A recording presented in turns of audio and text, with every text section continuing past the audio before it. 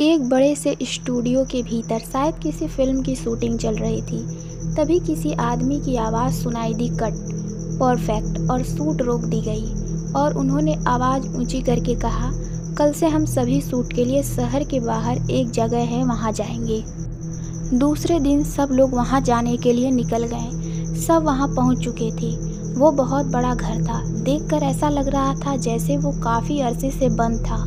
सभी अंदर जाने को मुड़े, तभी पीछे से एक आवाज़ आई। वो कोई बुजुर्ग आदमी था। उन्होंने कहा, लगता है तुम सब यहाँ नए आए हो। तभी इस फिल्म की मुख्य भूमिका निभा रही सिया ने कहा, जी हाँ, हम यहाँ हमारी फिल्म की शूटिंग के लिए आए हैं। तभी उस आदमी ने कहा, यह घर बहुत सालों से बंद है। कहते हैं यहाँ किसी लड़की की आत्मा है। रात के समय तो यहाँ से कोई गुजरता भी नहीं है। यहाँ से किसी लड़की की रोने की आवाज़ आती है। लेकिन उस बूढ़े आदमी की बात को अनदेखा कर सभी अंदर चले गए और वो आदमी भी बिना कुछ आगे कहे वहाँ से निकल गया। रात का समय हो गया था। सभी घर को देख रहे थे। हर जगह घना अंधेरा था। सभी लोग अपनी अपनी तरह से घर देख रहे थे। सिया अपनी दोस्त रागनी के साथ चल रही थी। रागनी आगे और सिया पीछे चल रही थी। तभी अचानक सिया को महसूस हुआ कि उसके पीछे कोई है। उसकी धड़कनें बढ़ चुकी थी। वो धीरे धीरे मुड़ी, लेकिन उसने देखा वहाँ एक बिल्ली थी। अब वो आगे चलने लगी। शूटिंग अब सुबह होने वाली थी, इसीलिए सभी आराम करने के लिए चले गए। सब सो गए। बहुत रात हो चुकी थी। अजीब सी आवाज़ें आ रही थी। अचानक रागनी को लगा उसके बिस्तर के पास कोई है। वो उठकर खड़ी हुई, लेकिन वहाँ कोई नहीं था। वो उठकर खड़ी हुई। वो मुंह धोने के लिए बाथरूम में गई।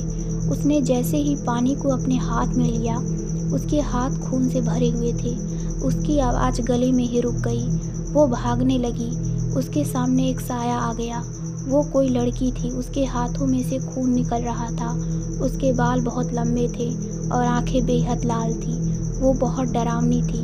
उस साये ने कहा, तू यहाँ आई नहीं है, तू यहाँ लाई गई है। तेरा बाप भी अब यहाँ आएगा। सब मरेंगे। रागिनी ने अपने मुंह पर हाथ रखा और वो जोर से चिल्लाई।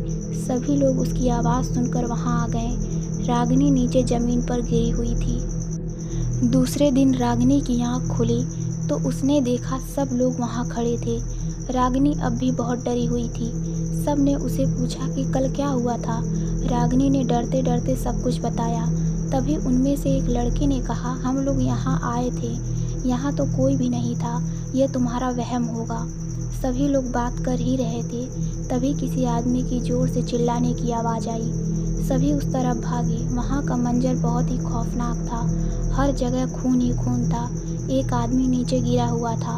उसका सिर उसके शरीर से दूर एक कोने में पड़ा हुआ था। यह नज़ारा देख कर हर इंसान बहुत डर चुका था। वहीं ज़मीन पर लिखा हुआ था, मैं लौट आई हूँ। जिनकी मौत हुई थी वो बहुत ही पुराने और उम्दा कलाकार थे। सब लोग इस मंजर को देखकर डरे हुए थे, लेकिन उनमें से इस फिल्म के प्रोड्यूसर आनंद उन खून से लिखे शब्दों से काफ़ी डर गए। वो अपने भूतकाल में चले गए। वो याद करने लगी। वो शाम का वक्त था। वो अपनी नई मूवी के लिए किसी लड़की की तलाश में थे। तभी उनकी ऑफिस में एक लड़की आई। वह बेहद खूबसूरत थी। उसके बाल बहुत लंबे थे। उस लड़की ने कहा, मेरा नाम अमाया है। तो आनंद ने कहा, आप कितने साल से अभिनय कर रही हैं? अमाया ने कहा, आपको कुछ गलतफहमी हुई है। मैं कोई कलाकार नहीं हूँ, मैं एक पुलिस अफसर हूँ। दरअसल अपने नए केस के सिलसिले में आपसे मिलना चाहती थी। आनंद ने कहा, जी पूछिए। अमाया ने कहा, आपके बहुत अच्छे दोस्त राकेश जी के बारे में कुछ जानकारी लेना चाहती थी। दरअसल पिछले महीने जो 2 लड़कियों के खून हुए हैं, उनमें उनका नाम सामने आ रहा है। तो आप उनके बारे में मुझे कुछ जानकारी दे सकते हैं कि वो इस वक्त कहाँ हैं, क्या कर रहे हैं? आनंद ने कहा, मेरी बहुत दिनों से उनसे बात नहीं हुई है, लेकिन आप चिंता मत करिए।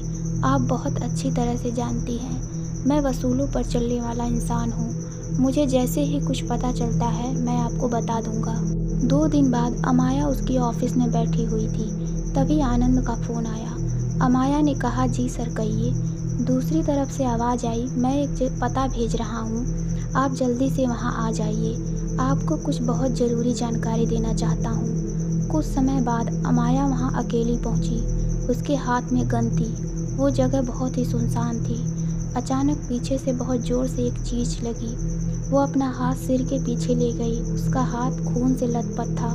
वो बेहोश होने लगी थी। तभी उसे 2 लोगों का चेहरा दिखा। वो मुस्कुरा रहे थे और उसने सुना किसी ने कहा है, यह चली थी हमारी सच्चाई सबको बताने। और वो 2 लोग आनंद और राकेश थे।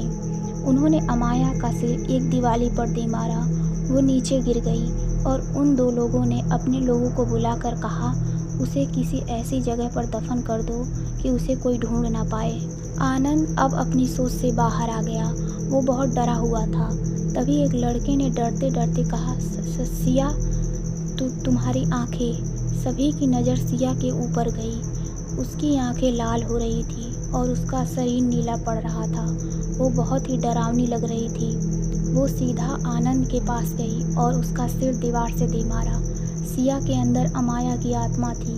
वो अपनी कहानी दोहरा रही थी और इसका सिर दीवार पर मार रही थी। सब लोग हैरान थे कि उन लोगों ने कितने मासूमों की जान ली थी। अब सबको सब कुछ समझ आ गया था और कोई अब इस मंजर को रोकना नहीं चाहता था। आनंद ने कहा, मुझे माफ़ कर दो सिया। सिया के अंदर की उस आत्मा ने कहा, मैंने भी इसी तरह भीख मांगी थी, लेकिन तूने मुझे जिंदा दफनाया। तूने मेरे सपनों की दास्तान खून से लिखी थी। मेरे ख्वाबों को मारा था तूने। अब आनंद नीचे गिर गया और सिया भी बेहोश होकर ज़मीन पर गिरी। सबने उसे संभाला और शायद अब अमाया की आत्मा को शांति मिल चुकी थी। दूसरे दिन सब लोग वहाँ से चले गए और ये कहानी थी अमाया के खून से लिखी सपनों की दास्तान। तो दोस्तों, आपको यह कहानी कैसी लगी हमें कमेंट में ज़रूर बताइए। धन्यवाद।